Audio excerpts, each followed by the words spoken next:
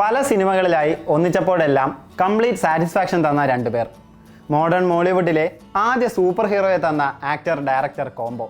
On സ്ക്രീനേക്കാൾ off screen chemistry ആഘോഷിക്കപ്പെടുന്ന ഇരുവർ കൂട്ടുകെട്ട്. 2013 ദുൽഖറിൻ്റെ ABCD പുറത്തിറങ്ങിയപ്പോൾ ശ്രദ്ധിക്കപ്പെട്ട മറ്റൊരു പേര് ടൊവിനോ തോമസ് എന്നായിരുന്നു. അഖിലേഷ് വർമ്മയായി സ്ക്രീനിൽ ടൊവിനോ തകർത്തപ്പോൾ കയ്യടി നേടിയപ്പോൾ ബേസിൽ മറ്റൊരു സിനിമയുടെ അണിയറയിലായിരുന്നു. ഒരു സംവിധായകനായിരുന്നില്ല, നായകനായിരുന്നില്ല, അസിസ്റ്റന്റ് ഡയറക്ടർ. തിരയിൽ വിനീത് ശ്രീനിവാസന്റെ AD.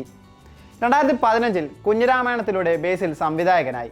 അതേ വർഷം എന്ന് നിന്റെ മൊയ്തീനിലെ അപ്പുവായി ടൊവിനോ പ്രശംസ നേടി.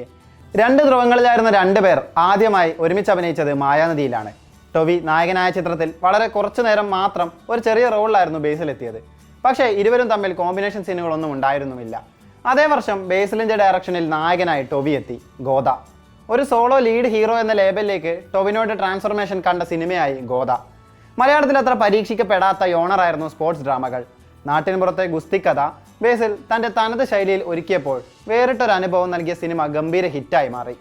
ഇൻറ്റൻസ് വർക്കൗട്ടും ഫിസിക്കൽ ട്രെയിനിങ്ങും ആവശ്യമായ കഥാപാത്രമായിരുന്നു ആഞ്ജനേയദാസ്. ആ ക്യാരക്ടറായി ബേസിലിൻ്റെ നായകനായി ടൊവി റോളിനോട് നീതി പുലർത്തി. ഒരു ഹാൻസം ഹീറോ എന്നതിനപ്പുറത്തേക്ക് ഇമോഷണലി കണക്റ്റഡ് ആകുന്ന വ്യക്തിയായി ടൊവിനോയെ എങ്ങനെ പ്രസൻറ്റ് ചെയ്യണമെന്ന് ബേസിലിന് വ്യക്തമായ ധാരണയുണ്ടായിരുന്നു. ആ കോംബോയ്ക്ക് ഒരു മാജിക് ഉണ്ടെന്ന് അന്നേ പ്രേക്ഷകർ തിരിച്ചറിഞ്ഞതാണ്. ഗോദയ്ക്ക് ശേഷം ഇരുവർക്കും തിരിഞ്ഞു നോക്കേണ്ടി വന്നിട്ടില്ല. മായാനദി, തീവണ്ടി, ഉയരെ, വൈറസ്, ലൂസിഫർ അങ്ങനെ മികച്ച കഥാപാത്രങ്ങളുമായി ടൊവിനോ മുന്നോട്ട് നീങ്ങിയപ്പോൾ അഭിനയത്തിൽ ബേസിലും ശ്രദ്ധ നേടി. ജോജിയിലെ പള്ളിയിലച്ചൻ അക്കൂട്ടത്തിൽ മുന്നിൽ നിൽക്കുന്ന കഥാപാത്രമാണ്. മിന്നൽ മുരളിയിലേക്ക് വരുമ്പോൾ ടൊവിനോയെ അല്ലാതെ മറ്റാരെയും ഇന്ന് മലയാളിക്ക് സങ്കല്പിക്കാൻ പോലും ആകില്ല.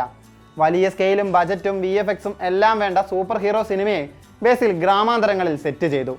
ഒരു കുഗ്രാമത്തിൽ നിന്ന് മിന്നലടിച്ച് പിറവിയെടുക്കുന്ന സൂപ്പർ ഹീറോ അത്രത്തോളം കൺവിൻസിംഗ് ആയത് ബേസിലിൻ്റെ മേക്കിംഗ് ഒന്നുകൊണ്ട് മാത്രമാണ്. മലയാള സിനിമ പരീക്ഷിക്കാൻ മടിച്ചിരുന്ന മറ്റൊരു യോണറും സിനിമയാക്കി ബെഞ്ച്മാർക്കാക്കി മാറ്റി ആ കോംബോ.